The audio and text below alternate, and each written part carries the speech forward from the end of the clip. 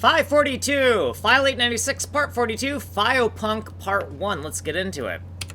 In the system index, we have added Fiopunk right here between File896 and FileMob. Fiopunk is going to manage I/O access, kind of like FileMob, but we're going to start over fresh. It's going to look at what size file we give it and determine what kind of file format it is based on the file size. So we decided that all of our PNG files are going to be certain dimensions. So an 896 by 896 PNG file will be the File896 format, and a 512 by 512 PNG file will be our classic binary file format.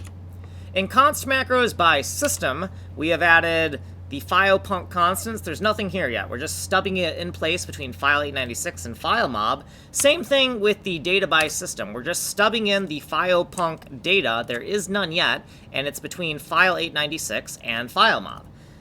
In File896, we've added these dependency enforcers. These dependency enforcers are just designed to make sure that we include File896, then Fiopunk, then FileMob in that exact order.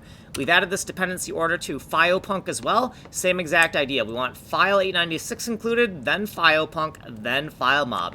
Then, also this is where we stubbed in Fiopunk, right? We stubbed in Fiopunk in here, and eventually we're going to put Fiopunk functions here, right? This is the beginning of the Fiopunk function section, and this is the end of the Fiopunk function section. These 35s stand for the fact that it is the 35th system chronologically that we have added to the game.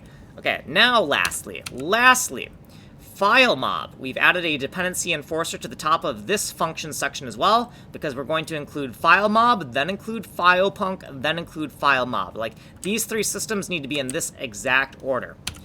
Here's what we did previously, here's our footnotes, and if you want a longer explanation of what we're up to here, you can go to this playlist here on the Ninja Coder channel. You are on this playlist, the advanced playlist on the Kanji Coder channel. If you just want technical demos, you can go here, source code here, email me here, like, subscribe, send money in the mail. I'm Kanji Coder working on Atomic Ivy MMO, a fully destructible fractal geometry bomb game using directional proximity bombs.